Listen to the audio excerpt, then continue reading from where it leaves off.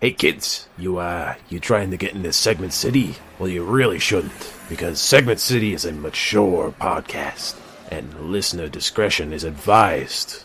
I'm just trying to look at... I know I'm in an alleyway. I know how I look, but I got some fireworks for you kids. I got snakes and I got sparklers. That's all I got. Oh, don't give me that.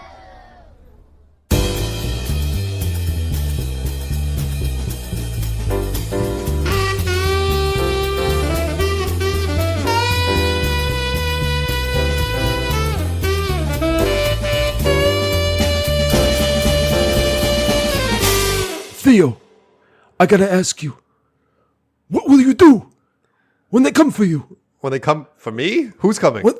What will you do when you go to a friend's house and you go to the bathroom and you have to go to the bathroom, but they don't have a plunger, Theo? Oh no! And you clog the toilet. What will you do then? Well, they're coming for me. My friends are all coming. Are they coming to help or are they coming to laugh? Yeah. What will you do? Oh no! This is a nightmare. I will try to wake up from this horrifying dream. I'm in. Help! What will you do if you see somebody on the street and they wave at you? Also, why are you trying to make me an offer I can't refuse? It's me, Saw Gerrera, everyone's favorite character of Star Wars, played by Forrest Whitaker. Oh. What will you do if you see somebody and they wave at you and they obviously recognize you, but you don't recognize them? What will you do then? Oh no, Saul, I've let you down already. I feel like I've let you down. This is a really bad scene. Please, Saul, just go back to the retirement home. Me and my brother will sometimes just get into cycles like that, doing an impression, and I got hardcore into doing Saul Gerrera, just asking people, what will you do? Because that's his one line. Like, he's in like 2 scenes in Rogue One. And then he's also like a character that they keep bringing back in Star Wars things, because he was in Jedi Fallen Survivor, I think. He keeps coming. He's literally in one thing, and he goes, "Leave! I'm gonna fucking die now!" And then he gets blown up, and it doesn't really matter. But I just want to. Doesn't he have a line that's like, "Fight for the enemy, fight for the dream, fight for the resistance, for the dream." He also has some good lines in Andor too, because he's like making plans with Luthen is the character's name, but he's played by Skarsgård there, and he's just like, I asked Krieger and his 30 men, and he's like, we're gonna have air support, and I'm gonna take all the fucking shit. Tell Krieger that I get first dibs, and he's like, are you some kind of spy? Like, he gets, and they spoilers for Andor, but they're like, yeah, we're gonna just we're gonna sacrifice Krieger and his resistance group, and then he's just like, we'll call it war. And so like he was like, we'll call he it absolutely was war. like mic drop. Yeah, and then drop. Luthen just goes, call it what you will, and just like leaves. And then moves on. Like, goodbye. Good. I'm glad you brought this up, because Saw Gerrera is someone that I saw Rogue One, and I was like, that's a good movie. And then he kept coming back, and I was looking around like, was anybody really a big fan of this guy? Why does he keep coming back? You're the only person who's heard that impression and be like, good point. Good point. I've been actually wanting to bring this up. Wanting to know why is he around still? Why is he around? He's just literally, Forrest Whitaker is a great actor, and I think they just went, okay, all right, let's just get Forrest keep coming back, Whitaker, and he's like, if you want to keep paying me. What will you do when you have endless money? You'll give it to me. You'll keep being in Star Wars movies. And now, Theo, what do we do on this podcast? You might be asking, but you might also be asking, who the heck are these guys? I got to do the intro of our names. Do the intro, because I was asking I'm doing the you're intro. setting me up, but I'm not what the one will who you does do? intro. My name is Will Kane, and I don't know what I'm gonna do. Oh, jeez. Oh, jeez. And I'm Theo Sabakis. I'm that reoccurring character that you're like, did anybody ask for this guy? We're looking around at each other. What's going on? Why does he keep coming back? I can't wait until they have a Plo Koon miniseries or a Glub Shido. Glub Shido. Oh, dude, Glub Shido's in this. Oh, my God, what a deep cut. Actual Star Wars name. Glub Shido. Because that's like a meme online. Is like, Glub what is his name? Glub Shido? Like, it's like gotten to that point. But this is a podcast in which Theo and we just talk about Star Wars and all the bad characters in Star Wars. We've already alienated our one good listener. Did you know that in Jabba's palace, the music that they play is called jizz wailing? Yep, that's true. That is a And now we can very end the, fun fact. And now I'm free from the curse of doing this podcast. We slipped that in. Yeah, no more. Yeah, it's great. And this is, it's really a podcast in which Theo and I dumpster dive our way through the internet. We get those good comedy morsels for you from all your favorite websites and also our own brains, like this first segment. Theo, we were talking before the podcast about holidays coming up, having to deal with family. And so this is a very simple Will asks of how long until your family starts to hate each other? How long? Like what's the wall minimum clock amount of time? No, I if it's in minutes, if it's in hours, that's bad. Oh no.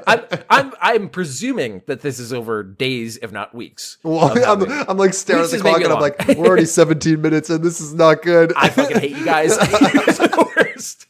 Oh, why did I get born to this family? Oh my God. No,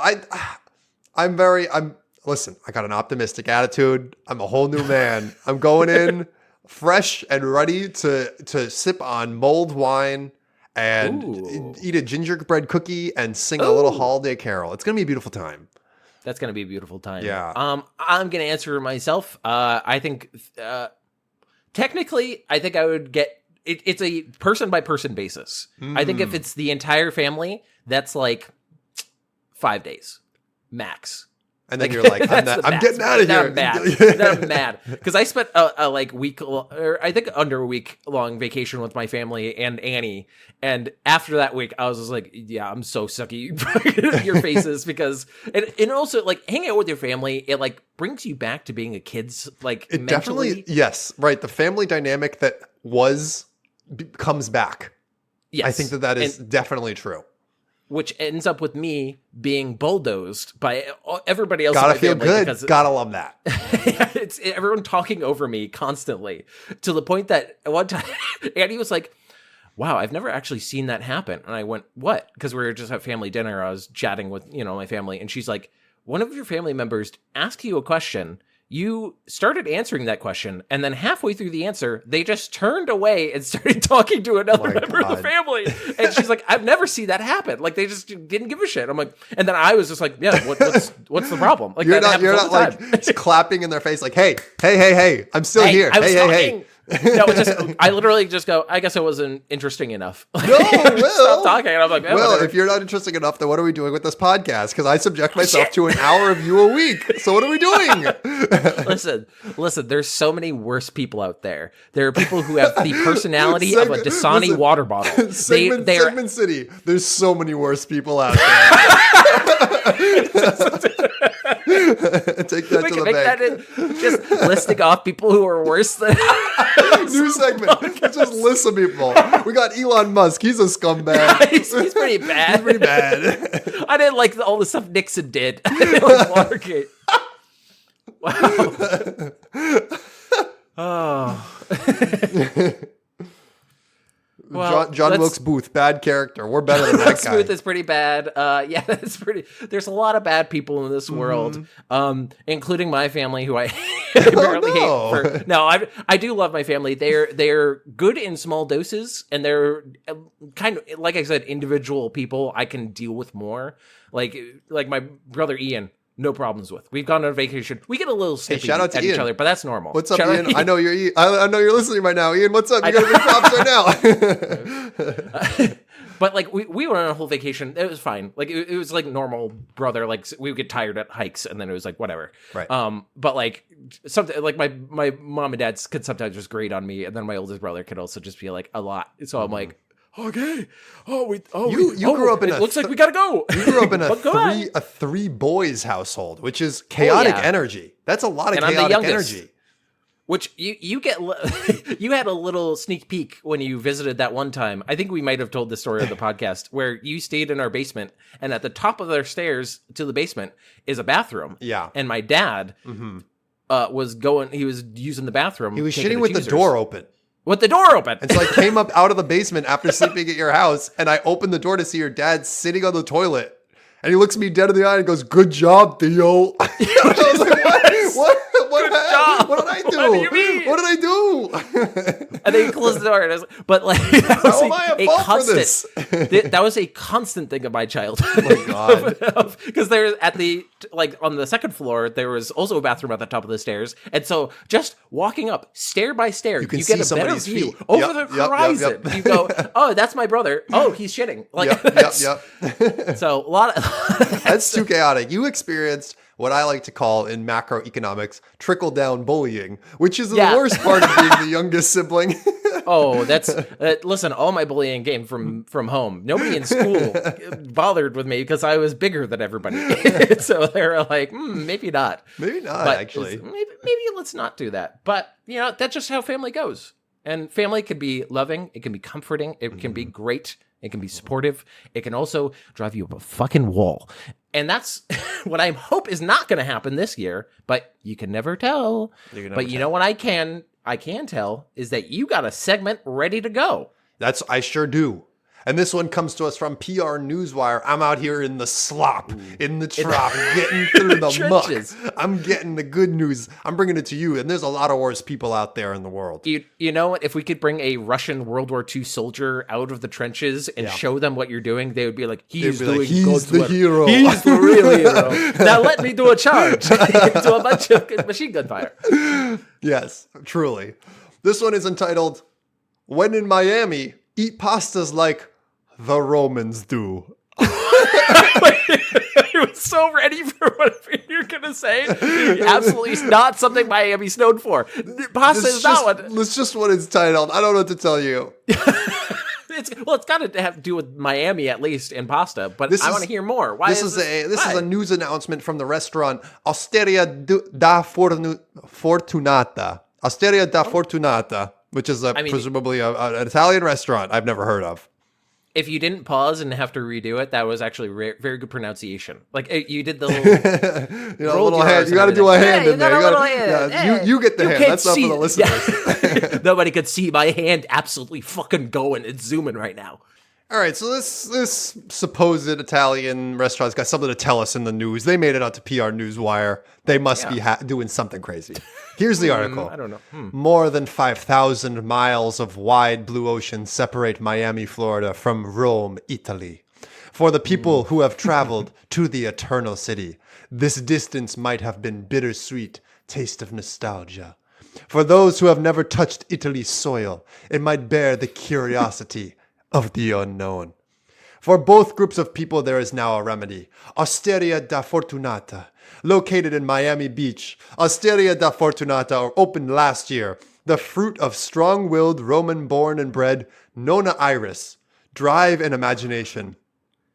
At 93 years old, this lively lady has a story to tell and a string of successes behind her, including the bold decision to start a new business in the Sunshine State. It wouldn't be a very good pitch if they're like, this 93-year-old grandma has done jack shit with her life and now she's opening a restaurant. Like, she's a 93 years old and she's like, my best years are still ahead of me. That's amazing. I love that though. But this lady has something to prove. This beginning could have been for anything because it kind of sounded like Italians trying to argue for birthright travel, like Israelis get. Like, you have to go to the home soil. You won't understand. Miami, it's all sand. It's nothing.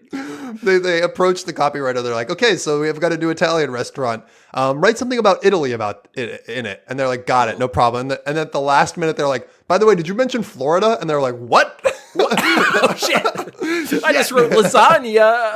Oh, no. Rigatoni. Is that good? I'm amazed that this 93-year-old woman is still doing stuff amazing. Here we go. We got to get more details in here. I'm so excited for this. She was only 13 when she began helping her mother and grandmother in the kitchen. And for 8 decades, pasta making has been her life's trade.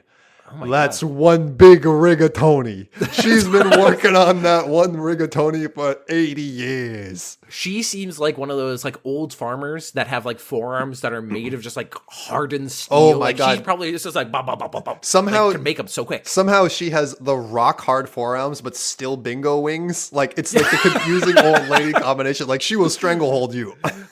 Get out of my way, or else my bingo wings will get you. She will pinch your cheek, and your cheek will turn to dust. Rip it I don't off. feel so good, Mr. Sir. Let me help you chew the pasta. It's so al dente. I need to help you. It continues. One can still spot her wandering around one of her 5 restaurants in Rome. Huh? Where am I? Where am I? I'm 93. Huh? Wandering for an old lady is not a That's good. not a good word. Not a good verb. No, they should have struck that from the text. She chats a bit with her customers here and manages her household there. Her extended family of 40 plus another 480 employees, which I imagine implies she's got 40 actual like direct relatives and 480 employees, which, you know, that's great.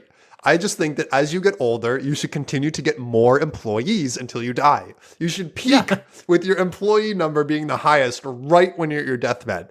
And then you kill a bunch of them, or no, you seal them in the pyramid with you. Right, like and you the drain pharaohs their of old. life. You drain their life force, and you get a few more good days, and it's all worth it. And you get servants in the afterlife. It's great. Great. You'll have 400 employees in heaven. Italian Catholic heaven. And you're just making them pasta. Yeah. Dedicated is the most appropriate word to describe her. And it's not just a personality trait, but the philosophy she has ingrained in her business. First, it's a commitment to the authenticity of her recipes. Second, it's about her determination to make them available for those who have never tried them before. Good food belongs wherever it can be comfortably enjoyed, but mostly in Italy and one place in Miami. Yeah. If you're not in Italy, is it really... If you're not in the soil. That's how it is at Osteria du Fortunata, which lies almost in front of the same ocean from where the first Italian immigrants to the USA came. Is that a fact? Did they go to Miami Beach? Historically, it was a Spanish settlement before it was like the colonies got to it. So, no, like maybe. I don't know if it was like one Italian guy was like, Florida's so great. I wonder if in a few hundred years there will be a mouse here and there will be castles. It will be amazing. I like that the explorer they discovered America. Amerigo's Vespucci. He rolls up in Florida and he's like, "This is New Italy. We make pasta right here and never leave." Look at the shape. It's kind of like a boot. It's like home. It's exactly like home. Where did I leave off? That's how it is on Osteria du Fortunata. Inside the venue, cooks make pasta from scratch along a counter that's fully visible to the public. No secrets. We have nothing to hide. This is withstanding today's modern conspiracy era. They're showing you everything. Yeah. I mean, Italians aren't known for hiding things, though. They're very expressive people, so they're not going to be able to... Are you keeping a secret, Nana? Oh, I want to tell you, but I can't. What? Where am I? Oh, I'm old. Wandering. The aromas of freshly made fettuccine, tagliolini, gnocchi, and ravioli are distinctive features of the restaurant. They really got that new car, that new pasta smell. They got the air fresheners in there. Smell? Yeah, new gnocchi smell. As customers witness all these different kinds of pasta taking shape under their eyes, they can learn and appreciate the differences among them, or just stare in admiration. Both things are allowed. Sir, no staring. That's gross. Sir? Like a cartoon dog looking at a bone. Like, it's just drooling. Gnocchi. Yummy. Those who have had the opportunity to visit Osteria da Fortunata in Rome can relive some of the fond memories, feasting their eyes on the deep yellow of the egg pasta. Oh my. Still wondering where the name Fortunata comes from? Curious to feel the difference between handmade semolina pasta and handmade egg pasta? At Osteria da Fortunata, traveling to Italy only takes the time of a bite. They're not giving away their secrets here. They're like, get your ass down here and we'll tell you why it's so yellow. Come all the way down to Miami. It's our specific brand of yellow. Yeah, you know how we get it? Food coloring. Food coloring. and you can see it right on the counter if you come down here to Osteria da Fortunata. You got to figure out our secrets. That's right. It's kind of like, I think Scientology has a slogan of like, you think you might know us, but take another look. Take another look. It's like literally that. Just trying to get me in. Dude. Yeah. Listen, if I could be 93 years old, business mogul, opening restaurants. I love this woman. She's greatest. Amazing. She's the greatest. The one tragedy of this news article is they didn't get They didn't get a quote from her, but I imagine that she only speaks Italian. If I'm honest, Oh. there's no absolutely. chance she speaks any English. She's been in America for 50 years. Knows no English. Never spoken a word of English. That's how it should be. Exactly. She's only focused on one thing and is making the best fucking pasta in Miami, baby. Nona, please. It's been 18 hours of you standing on your feet. Just get some rest. Oh, no. No. I like the idea too. Like I'm already building a story in my head of like some Miami Vice gangster with like a white suit, and then she spills the tomato sauce on him, but accidentally, and he's like, "We gotta kill this nana. Like we gotta kill this grandma." And then it's like a whole action sequence. She uses her strong forearms or her big wings. Oh my God, she's to throwing feed 'em all. rolling pins at people. Yeah, chucking them. Oh my God. You got to know that there's going to be a villain who's like has a gun and is aiming at her grandchildren, and then you just hear a whack, and then he goes, "Oh," and falls over, and it's Nana, and she's behind him, and he's, "Not my grandchildren," and that's the only English she ever speaks. It's the only one. And they go, "Nana, you know English," and she goes, "No." Her secret agent device is she wrapped a bomb in ravioli dough, and now it's just a ravioli pasta bomb. Does this ravioli have a pin? Is this beeping? Huh? Boil for 2 minutes. It makes the C4 nice and soft, nice and al dente. But that concludes our story of this incredible Nona Iris. I hope that your next segment includes a comparably old person. That's the only way I'll survive. Yeah, actually it does. Whoa. But because this is in the news, which I'm just gonna call something out. On my Firefox, which I currently have open, when you open a new tab, there are stories. Like they have news stories that pop up. This is pretty normal for. I just wanted to read a couple that came up that just the headlines are making me laugh. I didn't read the actual articles, but divorce in songbirds. Extreme weather pushes couples past breaking point is one. I can't take it anymore. Yeah, I'm getting out of here. Just divorce. Like the concept of birds having a divorce is insane. And then this one is what happens when your partner has an overnight political conversion, which I think is a response. Yeah, that's exactly. I think this is a response to the presidential election. I had a very vivid dream last night, and I'm now a Republican. What? Yeah, exactly.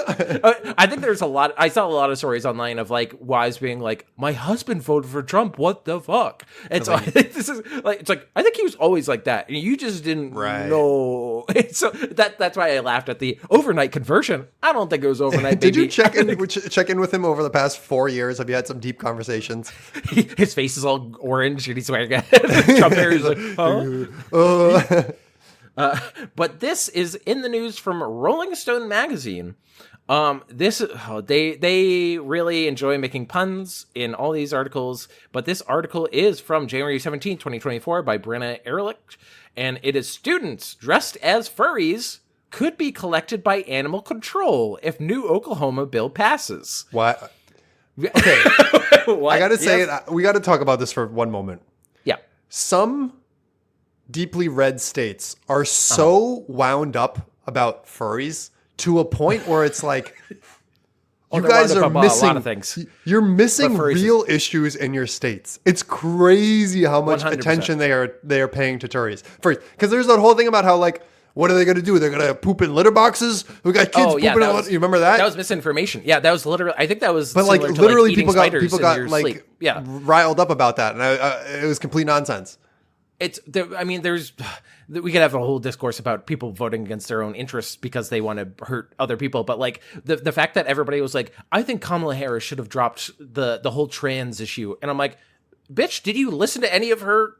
Like she never talked about trans stuff. It was the other side. Like Fox. It was the other side. Like, all these trans people, they're coming for your kids, and it's like it's always vague. It's always just fear mongering. It's always stupid. And this is the most fear mongering. Let's hear about Oklahoma being dumb. But this is under the category of paw and order, which come on, Rolling Stone, please, please. And the little subheading is Oklahoma Rep. Justin Humphrey says his bill is a bit sarcastic, but he's making a point.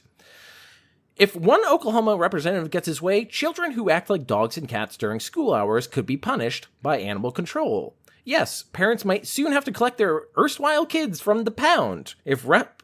Justin Humphrey's bill makes it to the finish line as it stands today.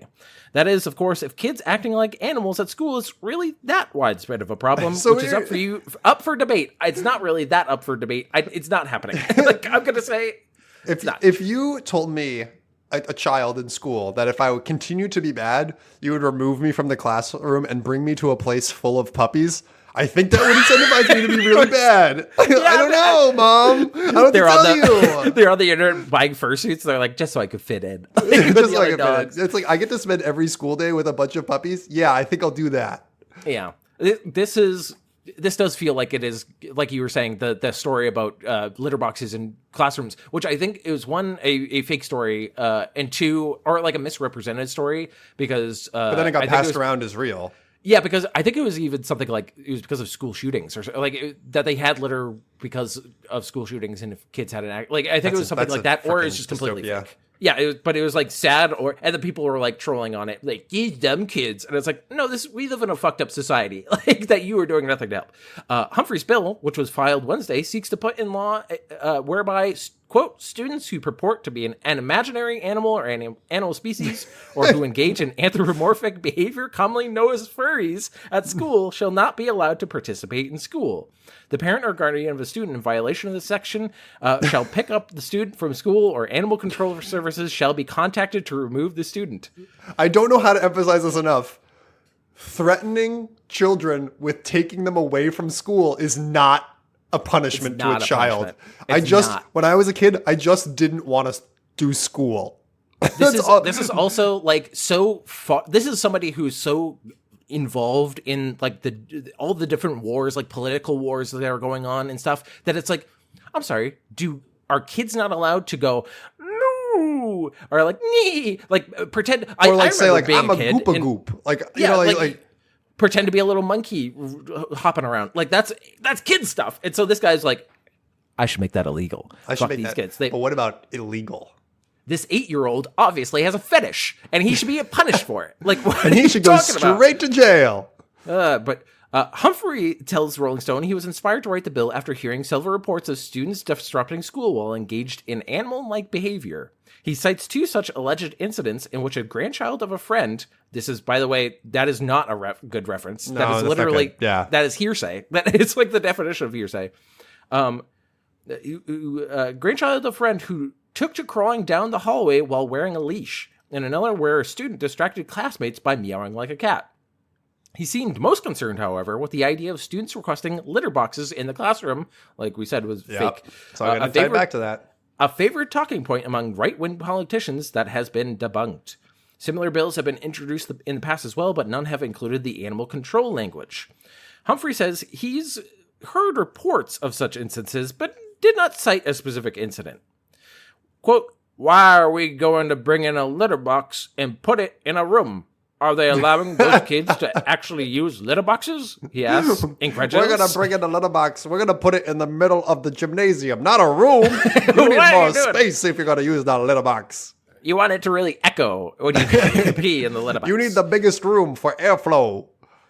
Quote, if you think you're an animal, that's a mental health issue, and we need to get you mental health assistance. You know how the animal control is good on animal mental health, you fucking jackass. Oh my God. Some people are going to say, well, they're being artistic. I don't think artistic is the word. I would they're being children. Autistic. Yes, and also children. There's nothing artistic about mental illness, he says. When asked why he decided to use the term furry in his bill, Humphrey brought up mental health once more, saying, there's an actual psychological term that goes with that, but it's very difficult to pronounce. That was his quote. It's very, very difficult to pronounce. You're kind of showing your own ass there, aren't you, bud? So I just use furries because that's what everyone's calling them. He also implies that dressing up as an animal is a fetish of sorts. We're there to educate. We're not there to teach sexual habits. Although some furries are indeed into the lifestyle as a sort of sexual kink, there is not the case for most. Generation Z, for example, have been known to embrace the subculture in a largely non-sexual way, likely due to the fact that the large number of furries identify as LGBTQ. As one furry told Rolling Stone previously, quote, the fandom is so open that they feel safer exploring their identity more than if they were living in a traditional household. For them, then, the lifestyle is more about acceptance than sex. But that's all supposing children dressing up as animals in school is a persistent problem. In actuality, some schools have called the notion an ugly rumor, which hasn't stopped other institutions from attempting to ban furries and animal-esque clothing. I thought you were going to say, in actuality, schools are pleading for children to please dress up as animals more. We need more, please. I love tigers. We love tigers so much here. To his credit, Humphrey does acknowledge that these reports could be inaccurate or overblown. I'm not going to give him credit because this motherfucker put a bill in for it. So, like, why are you giving him this? Like, quote, if the reports are as frequent as I've heard, this bill feels really good. He says this bill feels really good. Passing this bill makes me feel good. If they're not, it's just a rare occasion. I think we still need to address it. No, you don't. No, you don't. You really don't. As for the whole animal control thing, the representative admits that it's a bit of a joke. If a dog shows up at a school, you call animal control. And if you want to treat these people as actual animals, you call animal control. I'll be happy to rewrite the language to replace animal control with mental health professionals. Yeah, motherfucker. What are you talking about? This is official law. But right now, I put that there to make a point. A sarcastic point.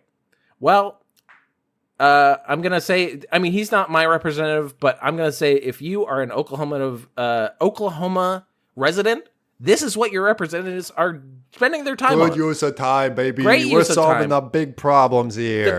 This is, especially when we're going through like debt crises and people can't afford houses. Yeah, we got to really go after these. We're cracking down. These animals, they're taking our jobs. But that is that story. I think I'm going to do one more story because this one's funny and kind of short. This is from Fortune.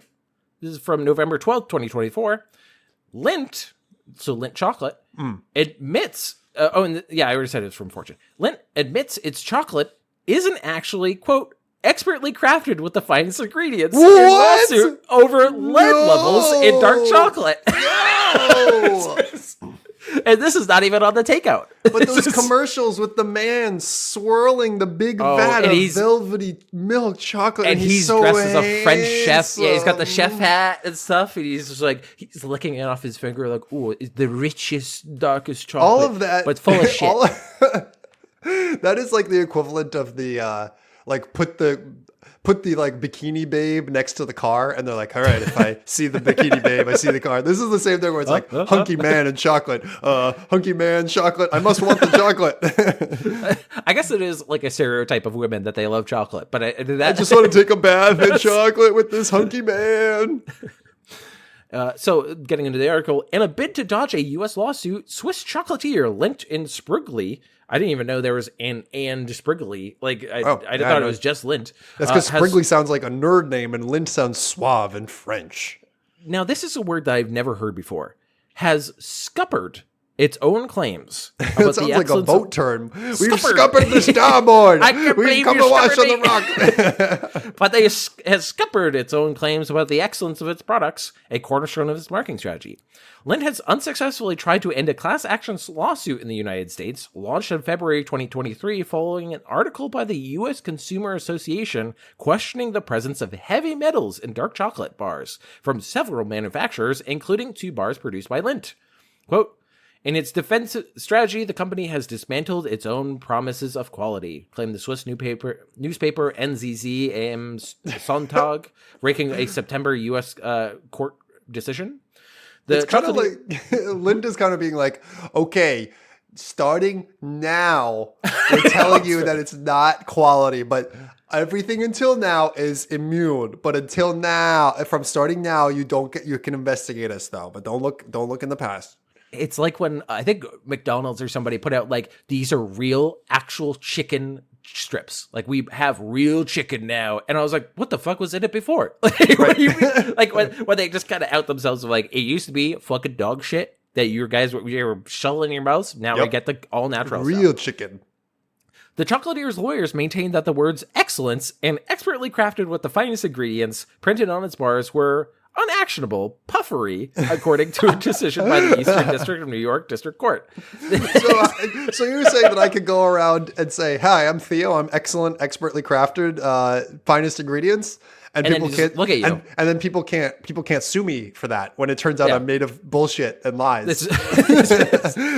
It's the most like it's similar to when Fox News had to reveal in court that they're like, we're not actual news, we're actually entertainment. Entertainment, right? Where it's like, what the nobody listening to this? Like that's a whole different classification. The court, which dismisses Lint's motion, defined product puffery as an exaggerated advertising, blustering, and boasting upon which no reasonable buyer would rely. The Swiss newspaper Le Temps said Lint was walking a tightrope with this daring defense. So what they're saying is basically like, you could say shit like that if it's like so out of the realm of possibility. So out of pocket that like it's like the cheesiest, like Cheez-Its are the cheesiest. Are they really the cheesiest? No, but like it's just that's a puffery. Like whereas this, they're literally saying we are making this with amazing fine ingredients, and they go actually, it's actually full of shit. I can't wait for Lint's new slogan, the best chocolate in the world, or else you can sue us. And then when someone does sue them, you're like, what are you talking about? It's puffery. No one takes this seriously. Come on. Puffery, chill. come on, guys. It's a joke. Lint's high profit margins are due to the fact that consumers are willing to pay more for its industrial chocolates because of their quality image, the Daily noted, which is, Lint is known for being high quality, but apparently not. The court decision said the plaintiffs brought the class action against Lint, alleging that the firm, quote, deceptively marketed their dark chocolate bars as expertly crafted with the finest ingredients and safe as well as delightful, when the bars, in fact, contained significant amounts of lead. Lint did not immediately respond to a request for comment. Consumers in the state of Alabama, California, Florida, Illinois, Nevada, and New York have taken legal action on the back of the 2022 article by the U.S. consumer organization Consumer Reports, concerned with the levels of lead and cadmium in dark chocolate bars. Not cadmium! Jesus. Not great. The organization tested 28 bars sold in the United States. One of Lint's bars was among 8 found to have high levels of cadmium, while another among 10 with a high level of lead, though neither had the highest levels. 2 of its bars, marketed under the U.S. brand Ghirardelli, were among 5 classified as safer choices. While bars from other manufacturers had higher concentrations of heavy metals, including from organic brands, consumers insisted in the class action lawsuit that they had paid premium prices for Lint because they believed that they were purchasing quality and safe dark chocolate. Switzerland is very much attached to the quality of its goods. It's calling hard to sell products that are often more expensive given the high production costs in the wealthy Alpine country. Mm-hmm. And that's where the article ends. They I definitely believe that people are spending more money on Lint chocolate with the belief that it's nicer than a Hershey's bar. I 100%. I would put if we were to rank like tiers of chocolate, like Hershey's probably like the lowest, bottom. Right? Like Hershey's the bottom tier, right? Yeah. And then above that is Lint and Ghirardelli are kind of in the same stratosphere for me. They're like the fancy, but still they're like soup, but they're like fancy, but you can buy them anywhere. Like you can get them at CVS. They're the upper middle class. Yeah, right. They're the of chocolates. But yeah, and then there's a low class of Hershey's, and then the kind of the middle of like, I don't know, normal like Milky Way chocolate. Like I feel like those are all those like Mars produced stuff. And then above that is like all the organic stuff that's like, you know, $10 for a bar of chocolate, and you have one once a year, and you're like, I know what good chocolate is, but boy, howdy do I not pay for it. It's a lot. It's a lot of money. It's a lot of money. Well, hopefully your next segment's not going to be as expensive. It's definitely not going to be as expensive. This one comes to us from The Athletic. It's entitled, Wait, NFL players eat how many Uncrustables?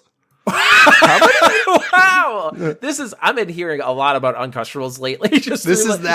This is one of those times that it's like, man, this is really hitting me. This is topical. Yeah. I got to say, never had an Uncrustable. They just never. I think I've had one once, and honestly, if I'm going to just eat a peanut butter and jelly sandwich, I understand that the appeal of it is the portability. That is the appeal. It comes in a pre-sealed package. But this is definitely something that is going around the internet right now, which I don't know if you're fully filled in on, but I want to bring to your attention. I'm not. I'm excited. Okay, so the article starts, Brock Purdy ate one at his locker room before the Super Bowl. Andy Reid once offered them to his players as a reward. Before practice, during training camp, and in the halftime locker room, they are a favorite of players across the NFL, a touch of childhood wrapped in plastic. A few years ago, The Athletic wrote about orange slices, the NFL's secret halftime snack. Listen, orange slices, you can never go wrong. Everybody's loving it. That's not a secret. Listen, moms at soccer games have known this for forever. This is great. Fun fact: teams are required to provide 3 dozen sliced oranges for halftime for a visiting team. 3 dozen sliced? That's a lot of oranges. That's a lot of oranges. Yeah, but in the course of reporting that story, many players said that they passed on halftime citrus in favor of something else: Uncrustables, the sealed peanut butter and jelly sandwiches found in the frozen aisle of your local supermarket, and apparently permeating the NFL. I don't think I realized that Uncrustables are only sold frozen. I didn't know that. They're I think I saw them in the refrigerated aisle, which I have heard that people like them frozen. Like it's a thing, I guess. Like straight up frozen, they bite them? Yeah. Really? Is that too hard? Listen, like how are you getting in there? Annie will eat fucking frozen ravioli. I think she it's your frozen Uncrustable. Are you willing to say that an NFL player is higher class than your girlfriend? I don't know. Don't make that assumption. I'm not going to make that assumption. That's fair. At the end of the 2023 season, The Athletic endeavored to find out just how many Uncrustables the league actually eats. After convincing team employees that this was in fact a real question and not another scam message, most teams agreed to pony up their data from the last year. A handful declined to participate, and a few others said that they were PB&J purists who made their own sandwiches. There we go. So we've got some teams in there that are not succumbing to the portability. No. I'm gonna save the actual stat towards the end of the article, even though they listed here, because I think that it's actually kind of hilarious. Okay. So when did they start getting provided? They weren't there for the former Pro Bowl tight end Dallas Clark when he was drafted by Indianapolis in 2003. So they're post 2003. Of that much he's certain. But the moment this new treat joined the food ranks with, quote, all that other healthy crap the Colts provided, he can't really say. All that he remembers is the feeling that something beautiful had happened. Oh my God. They have Uncrustables now. Oh, I'm crying. I'm a grown man. I'm crying. This is a great quote. It's up there with the cell phone where you're like, how is this done? That was some insane clown posse. Fucking magnets. How do they work? How do they work? Hey, how'd you get the crust? There's no crust on it. How'd you do it? Oh my God, how'd you get rid of the crust? I don't know. When He's they gonna came be out, amazed by how it's made. Like if he ever sees the show How It's Made, he's just like, What the fuck? There's factories? What are factories? now I understand cell phones too. How? Oh. Wow. When they came out, it was like, duh, why did someone not think of this a long time ago? Like, No, it's not. because no one was really looking to reinvent the yeah, because it's an PB&J. easy to make thing. Yeah, that's the whole point of it. Also because of people didn't know how to like preserve it. Probably. Like It's a perfectly sealed, perfectly shelf-stable version of the peanut butter and jelly sandwich. not soggy from the jam. Like that's the hardest Yeah, that's part. the whole gambit, right? They've got to seal the inside so it doesn't become soggy. I gotta say, I like PB&J as a hiking snack. Like a hike, you pack it the morning of. You make a PB&J, you put in your bag, and you've got a lunch for the trail. But inevitably, if you make that sucker too early, that's a soggy sandwich, and no one likes that. Only thing worse than that, you make the soggy turkey sandwich. Boy, howdy, I've eaten a number of those in my childhood growing up. They are not good. That wet bread from the turkey juice. Now you're listen. I was getting hungry from the Italian Nana. Yeah, we're swinging back the other direction. Hard whiplash back. Oh my God. Hey, I have one quick story from childhood that's kind of associated with that. My dad once gave me a thermos full of instant ramen. And that shit swelled up and filled the entire. Oh no! It was to the top. Each noodle was like as packed was with thick. broth. Oh my God! God! So I was like, I'm not eating. It just keeps absorbing. Yeah. It was John Turin's job to stock those snacks, quote, healthy crap and all, for the Colts. And it was an especially important job during the week of the Super Bowl in 2007 when the Colts played the Chicago Bears in Miami. In the hotel room where they stayed, Turin, the Colts' strength and conditioning coach at the time, laid out a spread for players to grab and go as they moved from meeting to meeting. This is another fantastic quote. "We were all scooping and scoring," said Jeff. Scoop and score. Scoop, score, scoop, score. "We were all scooping and scoring," said Jeff Saturday, a center on the team. What a name, Jeff Saturday. The best day of the week. My name is Jeff Saturday, and this is my brother, Jonathan Steele. We have different last names for some reason. We're here to fight crime and eat Uncrustables. And be superheroes. We turn into iron. We were all grabbing 5, 6 at a time. What? That's a lot. Insane. I've seen. That's insane.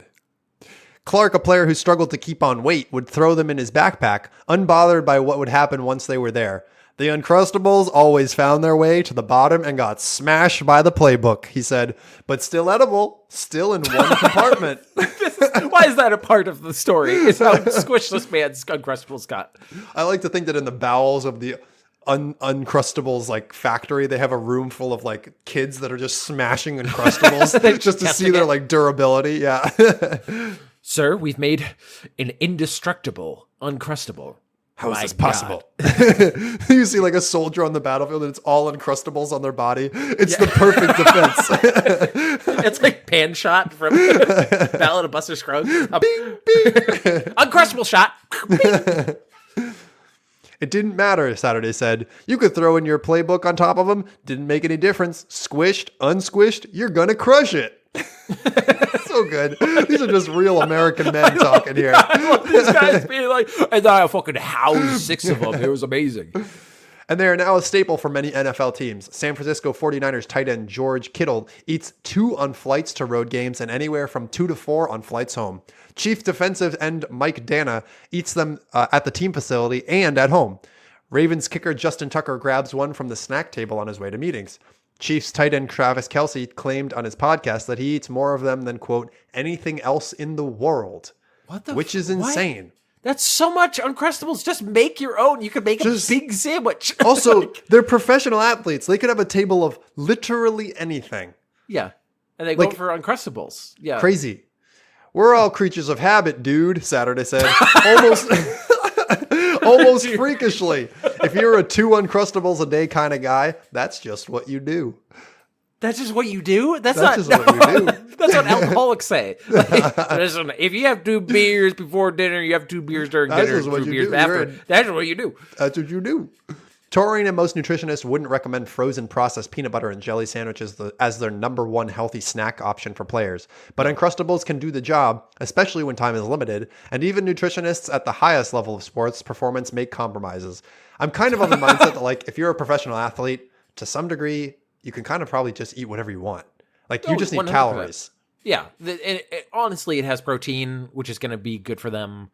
And then the rest the jam is probably the worst part. That's like all sugar. That's just pure sugar, right? Yeah, because they lay out the nutrition a little bit. They said the bread and jelly give players quick carbohydrates. The peanut butter provides a little fat and a little protein. They're easy to digest, convenient to eat, and a comfort food that players always love. And then there's always the disagreement about grape versus strawberry. I'm a strawberry guy when it comes down to it, I think. To sandwiches, yeah, I kind of I like the classic grape, but if I were given like a spread, I would actually go with raspberry without seeds. Raspberry, exactly, yeah, totally. That's a nice. But I was gonna say that, but I was afraid of being too pompous because it's not actually a jelly. It's like that's like a preserve, right? Like yeah, technically, but it's still in the same section. That's fine. All right, so here's the actual final math. Okay. Based on the information collected, it's safe to say that NFL teams go through anywhere from 3,600 to 4,300 Uncrustables each week. Holy shit! I thought you were going to say the entire season. No, each team. A week! When you factor in training camps and teams that do not share their data, NFL teams go through at least 80,000 Uncrustables a year. Jesus Christ. And there are so many. There are 32 teams in the NFL? Holy shit! They're funding Uncrustables. They are the biggest. It's insane. Funders. They are the biggest bulk buyer. So 80,000 times 32. Well, we're looking at a cool 2.5 million Uncrustables a year by the NFL alone. God. Oh my God. That's so much processed peanut butter and jelly. That's insane. I can't believe that. That's like, oh wow. Huh. Yeah.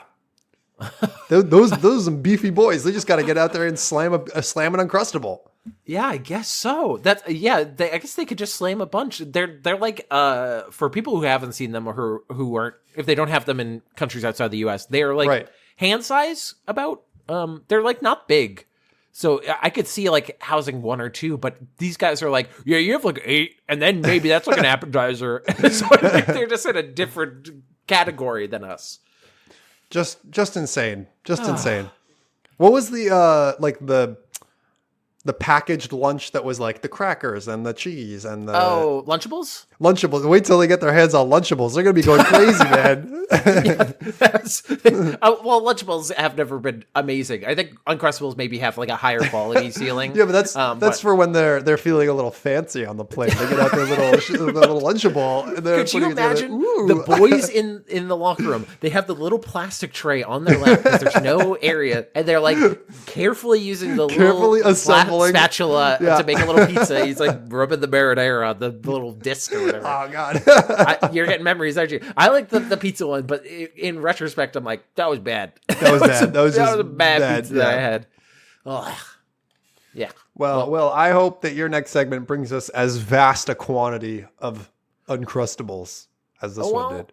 It does provide a lot of food and a lot of alcohol because this is a article from Delish, which is I don't think we visit them a lot, but this is TGI Fridays was once the hottest bar in America. What happened? It was the hottest bar in America? You're about to learn a lot about TGI Fridays because I learned a lot about TGI Fridays from this. This is actually a fascinating article to me. Okay. Honestly, I don't know much about them other than like they're an Applebee alternative. Yeah, that's what they became. But we will get into it. But this is TLDR this is the history, or like another alternative title for this would be the history of TGI Fridays, which I find very interesting. TGI Fridays as a name definitely implies that like they could have been a bar. Like, thank God it's Friday, I can go get a drink. Thank God it's Friday. Yeah, that's what and you don't really think about that when you think about them. Right. On a cold January afternoon, I love when they start with like prose. They're setting the stage. It's a noir. She walked into the TGI Fridays full of bad business. But this is a local person to us. My husband and I went on a lunch date to a TGI Fridays in Methuen, Massachusetts, not 20 minutes from where I live. 3 weeks later, the brand, which opened its first outpost in the New York City in 1965, announced that it would be closing 36 locations, 6 in my home state, which is Massachusetts. The Fridays in Danvers, Massachusetts, my teenage stomping ground, which is also an absurd statement. My teenage stomping ground was the Danvers TGI Fridays, was one of the New Year's casualties. Fridays was always a place to go when there wasn't much going on. In 1996, when I was 16, living in my state's then smallest city, looking for excitement outside of Boston that wouldn't cost me more than a few bucks or get me in any appreciable amount of trouble, the thing about a place like Fridays was that it delivered exactly that. A crock of reliable onion soup for a price I could afford, free dessert, if I lied about my birthday, decor that always felt earnest. You can get free dessert anyway if you just lie about your birthday, and a fresh crowd that never questioned why teenagers like me would want to hang out there in the first place. Wasn't it your birthday last week? But Fridays, flair, stripes, suspenders, onion soup, and bright sugary drinks had already, in the late 90s, departed from its own origin as a pioneering food and drink establishment. TGI Fridays now, I realize, as I scraped a bowl of, yes, onion soup across my husband that wintry day, is just the latest reincarnation of a brand that set the stage for American cocktail movement and the concept of a singles bar. Picture this. The year is 1965. Women are, regrettably, relatively unwelcome at many of Manhattan's drinking establishments, or saloons, as they were called in the parlance of the day. Back then, the saloon was the dominion of men, largely, says Robert Simonson, a drink writer for the New York Times and author of A Proper Drink, the untold story of how a band of bartenders saved the civilized drinking world. Which isn't right down the street from you like one of Boston's oldest like gentlemen's pubs where it was it's called a men's bar. It's not a gentleman's pub. Yeah, it's just a men's bar. That's what it's called. Men's bar, yeah. And they like kind of recently, like relatively recently opened it up to everybody to go in. It still says like men's bar on the That's insane. outside of it. But yeah. And so every time everyone passes, they go, what the fuck is men's bar? A man named Alan Stillman saw a business opportunity. An untapped market serving women drinkers, that's the only time that it's like women drinkers. Yes, great. we're missing 50% of the market. These alcoholics, they need to be served. Quote, there were apparently a lot of flight attendants who lived in the Upper East Side. I'm not sure why. I guess because it was a quick commute to LaGuardia, Simonson said. And Stillman noticed that there was no place that they could go if they wanted to go out for a drink. The Upper East Side TGI Fridays became one of the country's first de facto singles bar, also sometimes referred to as fern bars, because they were adorned with ferns. Which I could show you a picture. I actually pulled this up because I just like literal. They had like fresh ferns. Literally, they had ferns just like out and about. Which in the context of like the 70s, I feel that's pretty forward thinking. Yeah. Get some green in your space. That's pretty nice. I mean, it used to be all like browns, all different shades of brown. Yeah, this is a nice looking bar. Yeah, it's very nice. I mean, is that an old school picture? Or is that like a newer bar that is putting ferns places? I would presume it's like a mix of old fern. and new. It's cool. It's got a big speaker, so it's got to be new. It might be a high quality older video or image, but who knows? It's worth mentioning that earlier that decade in 1960, the U.S. Food and Drug Administration approved the use of the first oral contraceptive, ushering in a more permissive age of dating, particularly for single women. The arrival of this landmark drug came at the right time for a restaurant that combined conviviality and single people. The founder's like, women are on the pill. I got to start a bar. Yeah, people got to get drink. They got to fuck. Most Americans who know the current iteration of TGI Fridays have no idea that the chain set the stage for modern mixology movement. But people like Magic Mike Werner. God, I wish I had the pseudonym Magic Mike. Oh, man. Who began working at Friday's Houston outpost in 1979 are happy to set the record straight. Just getting hired at the restaurant required a certain level of dedication. This is kind of like kind of reminds me of Hooters, not Hooters. I think I read an article about like Playboy bunnies that they back in the day had like very stringent.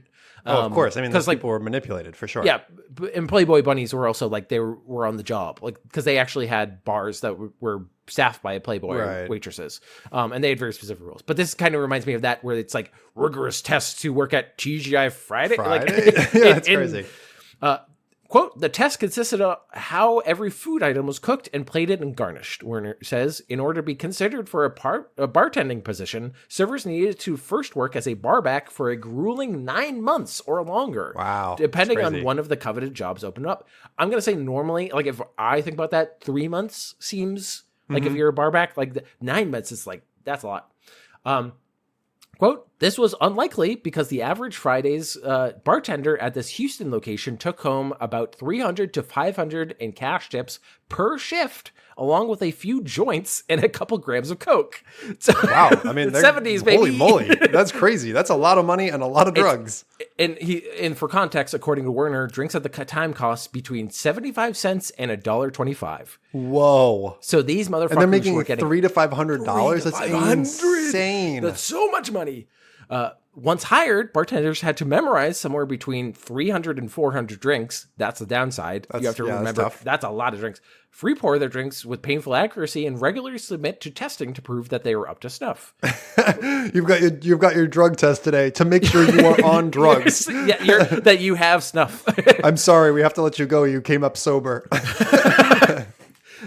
Werner was eventually responsible for spearheading training at other locations, raising the bar, so to speak, on the profession that had been nearly obliterated as a result of both Prohibition and back-to-back world wars. Suddenly, cocktailing was a desirable career, and Fridays, well, into the 1990s, was the place to work. Quote, it was just a work-a-day job, Simmons had said, a place to clock in. But TGI Fridays introduced a different idea that, it could be a sought-after profession. Crazy. Continuing, quote, it was a highest paid bartending job you could get at the time, says Philip Duff, a New York beverage consultant who worked as a bartender at several Fridays in London between 1992 and 1993. The program, Duff says, was designed to produce professional bartenders, and produce professionals it did. Quote, you get 6 weeks of training. You had to memorize 468 recipes. You could maybe travel within the country or even abroad, Duff says. Juices, he notes, were fresh, and the brand even had herbs growing at some of its restaurants in an era that preceded any mention of farm-to-table or sustainable. Yeah, that's insane. But we will soon figure out that does not last. So they started expanding in the 80s a lot. But with this, quote, but once they went on the stock market, boom, I'm not getting training support. We've got these commercials, and these commercials are great. They make me hungry. But as a result, without coordinating with training, the restaurants weren't ready. So they started putting on these advertisements that kind of pushed the brand into a different direction. By the It's time, just crazy to think of like a one-off restaurant on the stock exchange. yeah, it's they also have some stats from TGI Fridays that I think you might find interesting. How many potato skin orders do you think TGI Fridays has sold since opening in 1968? Oh, I mean, in the millions, right? It's got to be in the millions. Hundreds of millions. Hundreds of millions. Oh my God. 348,881,600. Yeah. Ooh-wee. The top selling drink of all time is the original Long Island iced tea, which makes sense. Sure. Top selling food item of all time is the whiskey glazed ribs. And since 1971, TGI Fridays has employed more than 128,430 bartenders and servers. Wow. That's a lot of people. Does that mean that every single TGI Fridays has a liquor license? I presume so. I mean, back in the day, they probably did. Currently, I don't know. I mean, now I think of it as like a family establishment that's like a Friendlies, and you can go get, just like a non complicated order there, Mm-hmm. So it's interesting because movies like Cocktail, which is a 1988 blockbuster starring Tom Cruise, kind of boosted the popularity of the profession, and saloon culture, prohibitive of single drinking women, no longer existed by the 90s. But families where both parents worked outside of the home did, and so a different kind of Fridays cropped up. One where the focus was primarily on catering to families, so we get more into the image that we have now. It's kind of like the people that were going there as single people didn't want to stop going even after they had kids. Yeah.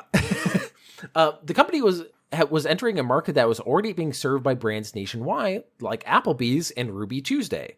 Yep. And in order to preserve its relevance, its joie de vivre, really, it had to distinguish itself as a unique in an oversaturated market.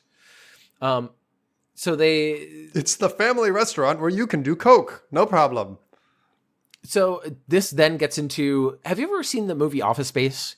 Mm-hmm. You know how there's Jennifer Aniston's character who, what was the name of, it was like McNuts or something. It was like, she worked at a spoof of TGI Fridays. Okay.